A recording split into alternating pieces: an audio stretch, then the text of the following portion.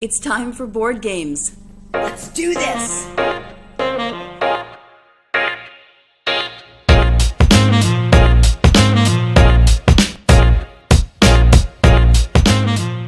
Hi, welcome to EvoReal Recommends. And today I'm going to be sharing with you some of my favorite board games to play with families.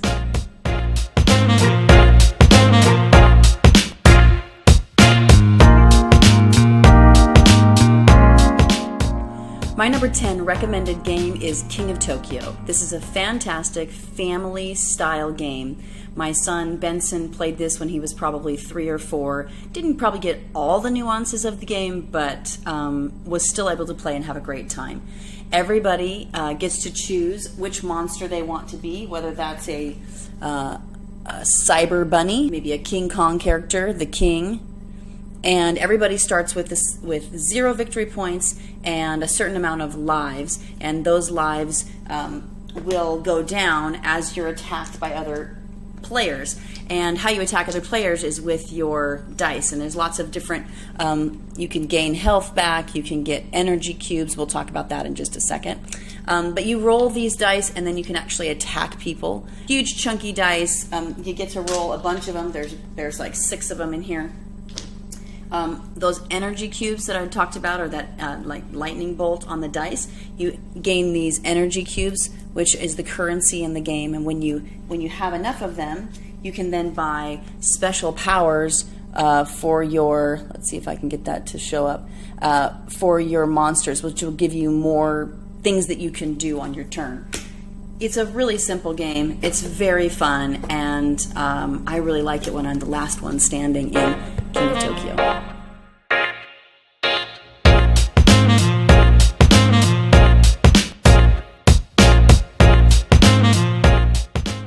My number 9 is Codenames. Now, this is a game that you've probably seen around. You can buy it at any Target store, Walmart. It's become really, really popular.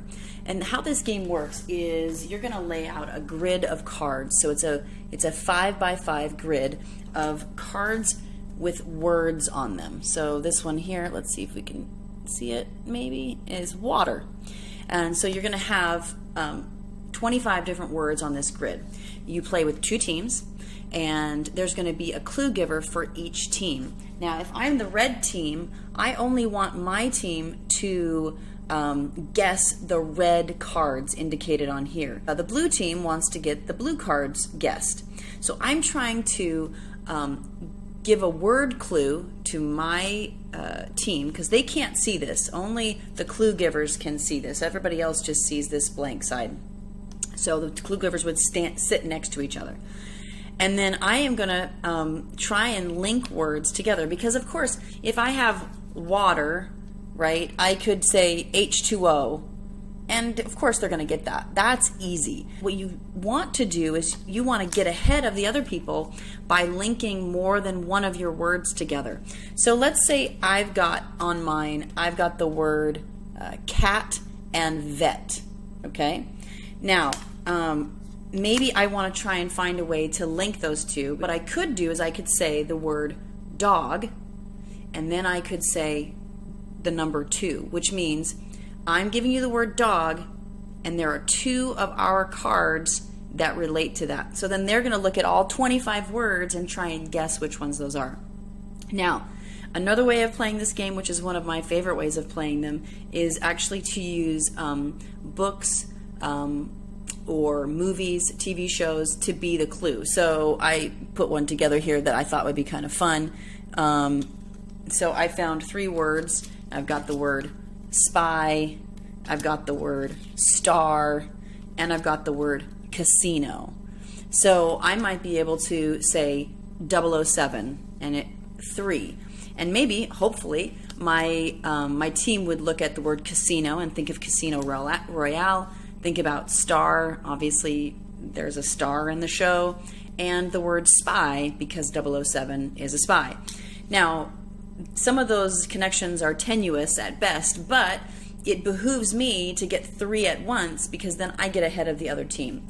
It's dead simple as far as like the mechanics of the game, but it is hard, and there's lots of moments of stress where you're just really trying to think of some word that can connect your words, and it's great fun. It always goes over well with new groups of people, and so my number 9 recommended is Codenames.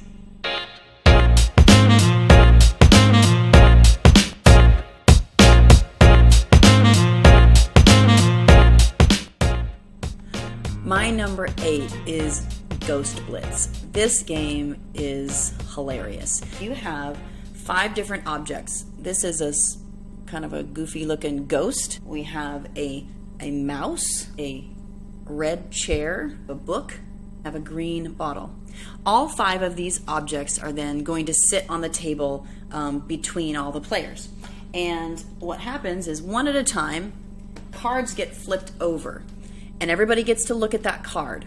Now, what you're trying to do is you're trying to grab the object that is not represented on the card. So right now we have green, which the bottle is green. We have red, which the chair is red. We have a ghost, and we have a book, which means the only thing that's not represented on this card is the mouse. So the color gray is nowhere on the card, and the object of the mouse is nowhere on the card. So colors and objects matter. All right, so let's try that again. This one here, we have the chair and the mouse, and we have something white, which would be the ghost, and something green, which would be the bottle, which means, in this case, we have to pick up the blue book, which is not represented on this card anywhere by color or by object. All right. Now that's hard enough. Now, I'm taking a long time to decide this. My 8-year-old son takes about 3 seconds to be able to pick up one of these things. It's incredible. And sometimes your brain is like on it and you've got it, and then sometimes you just like it's not connecting. But there is one tricky thing about this, is that if an object is represented exactly as the object on the table, then that's the one you have to pick up. So where before you were on every other card, you're ruling things out. In this case, because the mouse is gray, you have to pick up the mouse. This is a very simple game, once again, just like Codenames was, but oh my gosh, fantastic game. Ghost Blitz, my number 8.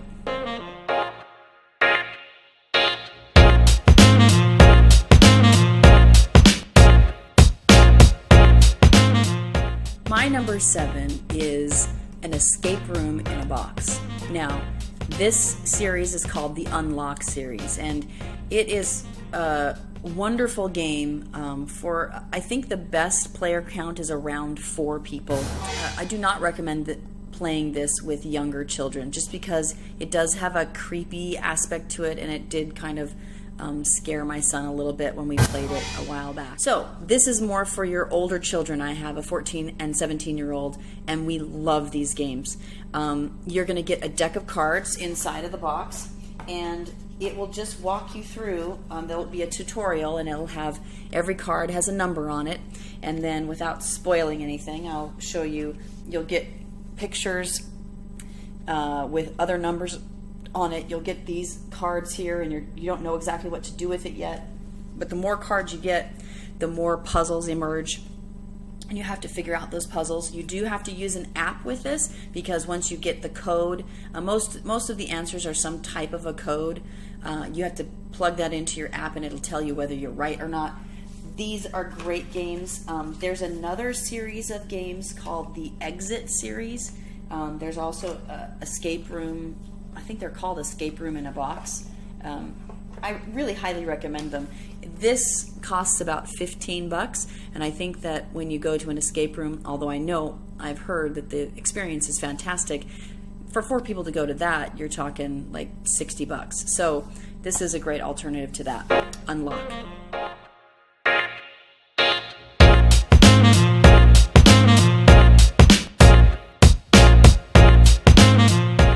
My number 6 is Dream Home. This is such a cute game.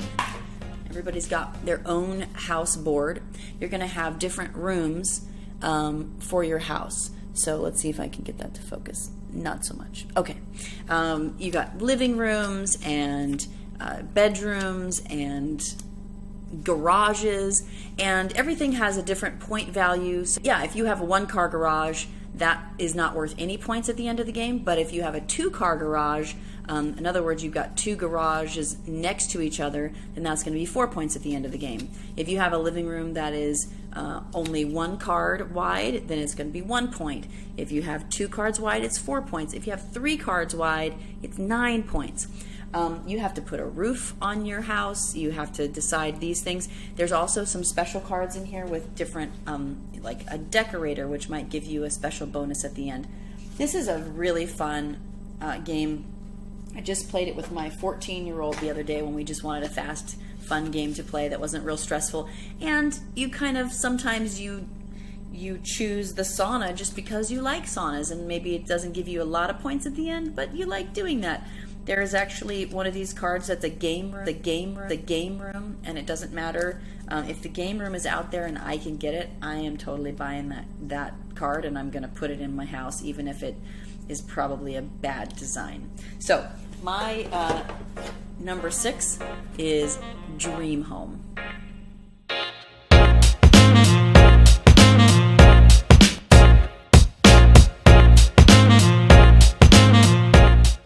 Number 5 is Ticket to Ride. Now this is a game that is considered to be a modern classic.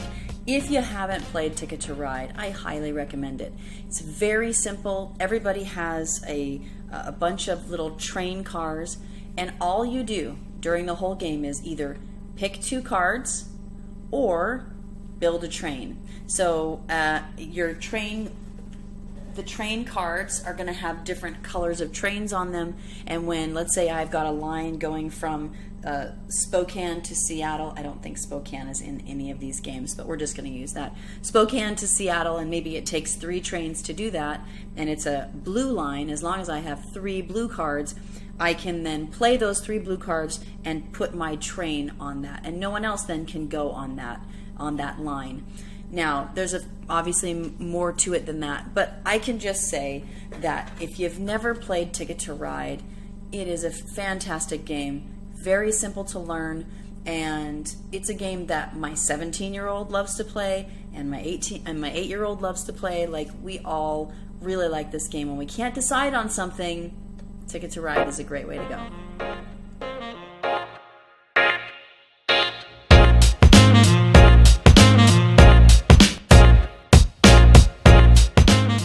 My number 4 is Forbidden Island. Now, this game is probably the game that got me into modern board gaming. It's the first game I have ever played that is called a cooperative game. So in other words, everyone at the table is working together to beat the game. So you might be a pilot, or you might be a diver or an engineer, and everybody's got slightly different powers of what they can do. And we are all on an island made up of these tiles. So you lay these out on the table, and as you can see, one side is full color, and the other side is kind of blued out. And what happens is, excuse me, you pull cards that then flood the tile, and then if this tile gets flooded again, it disappears. So your island starts to not just shrink, but like get holes in it. And so what you're trying to do is collect these artifacts from around the table, and I won't explain all of how that happens, but you're collecting these, and once you collect all 4, then you all need to go to the launch pad and fly out of the island before the whole thing sinks. And sometimes this game has some great stand-up moments where people are like, don't pull that card, don't pull that card, and you flip over the card, and either it's something really bad and everyone, oh no, I can't believe it, or it's something really like nothing bad happened and you can't believe it and everyone is cheering. Cooperative games can be great in that you can, rather than hurting each other or going after each other, you're working together. So my pick is Forbidden Island.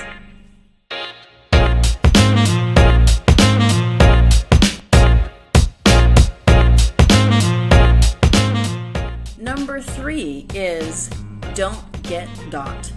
Now, this game is actually pretty hard to find in the United States, so I will try and provide a link for you where you can buy this.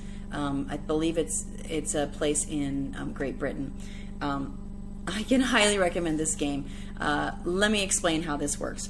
So this is a fantastic game if you are doing a whole day of events with people, or maybe a weekend. Maybe you're going to a cabin with your family, or for us the other day when our power went out and the kids didn't have any school, we pulled this out for the first time and played it, and we played it for basically 2 days. So let me explain how this game works.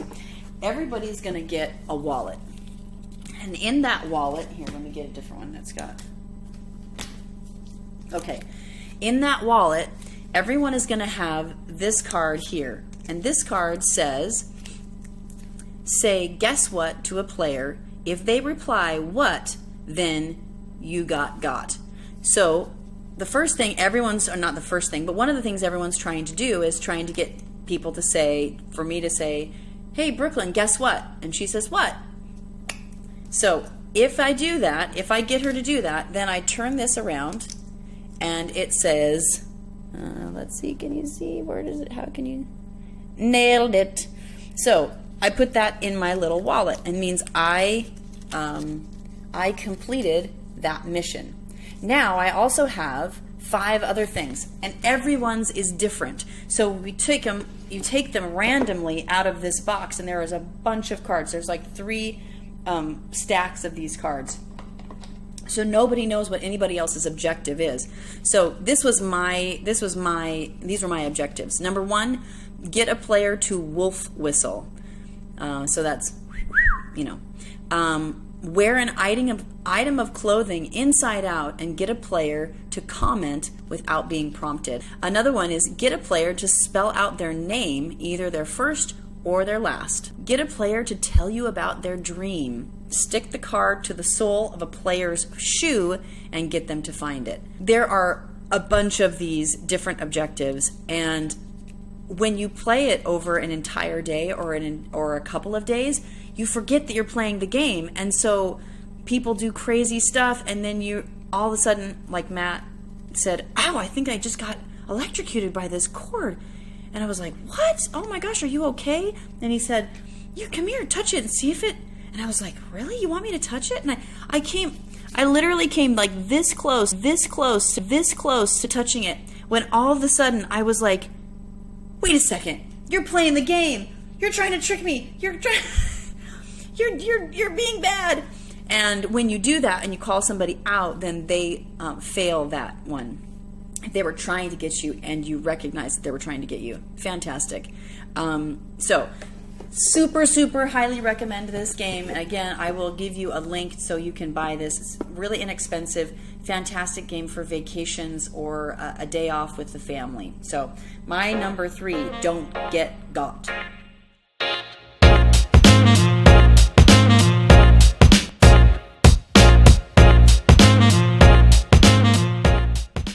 All right, well, we are on the home stretch. Number 2. Now, this game is really not for kids. This is Sherlock Holmes Consulting Detective. It does have some murder in it, but mostly it's a really long game. This is the kind of game that is not going to be for everyone, but is definitely for me. I love riddles where I have to really work at it and figure it out.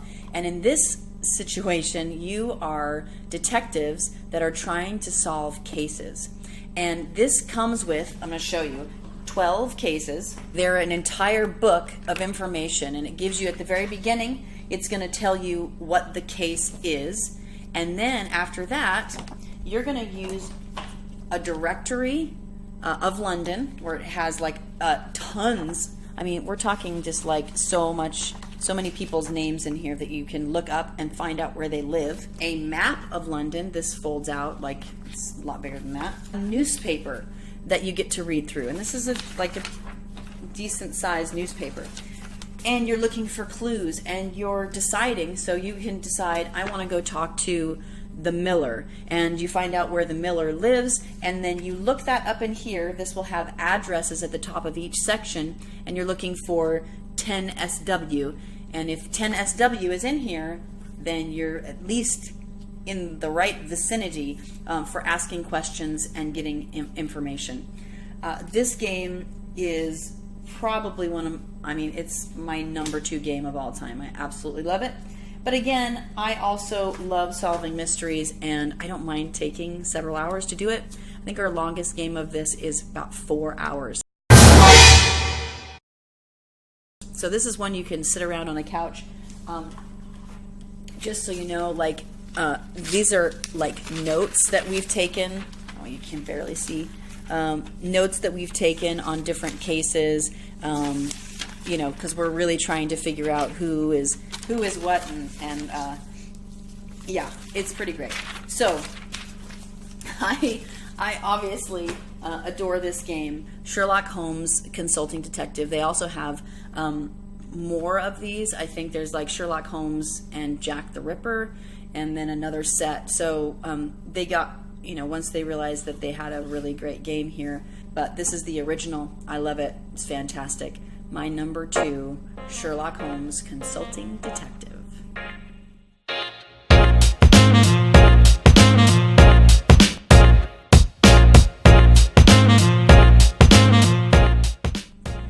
Before I tell you my number 1 game, I will just say that these are 10 games that I really, really love and I think are great for families, but there are lots more. I had someone text me the other day and said they're going to Uncle's and they need some games, and Settlers of Catan was a little too much for them, and they'd want something not quite so intense as Settlers of Catan. I was able to give them some advice.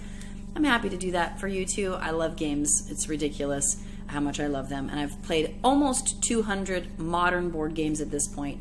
I have quite a good collection, and so feel free to ask more questions. But anyway, my number 1 game is a game that I actually bought recently, and I've been playing with my family. I played last night with Benson, just the 2 of us. It is another cooperative game, and it is brand new out on the market. It is called Horrified. So it's also got a great theme for this time of year. This is a super fun game. It's got all of the universal monsters. So it's got Frankenstein, the monster of Frankenstein and the Bride, the Mummy, Dracula, the Invisible Man, the creature from the Blue Lagoon. And this game, you are all different kind of investigators. I guess you're not really investigators. You've got you know, an archaeologist and a scientist, and you are moving around this board where you are being attacked on a semi-regular basis by Dracula and his hordes. And the cool thing about a game like this is that you can up the difficulty for yourself. So if it's a little too easy, maybe playing with Dracula and the creature from the Blue Lagoon, you can add a 3rd monster, a 4th monster, maybe 3 is really tough to beat. But it is a fun game, and we have really been enjoying it. So that game is Horrified. I think this might be a Target exclusive right now, so you'd have to buy it at Target. Obviously, if you're watching this not in 2019, it's probably available everywhere. But I would highly recommend Horrified, a great cooperative, tons of theme and fun for the kids. If they're too little, maybe it would be a little bit scary for them, so definitely take a look at it before you purchase. And there you have it, the top 10 games that EvoReal recommends for families. And I hope you enjoyed this video. I know it has nothing to do with real estate, but sometimes, you know, life is more than just about real estate. So I hope you enjoy this. Let me know if you have any questions, and let me know if you buy any of these games and play them, or if you need a teacher, because I'd be happy to come over and help you. All right? Have a wonderful, wonderful day, and I hope you start gaming. Bye.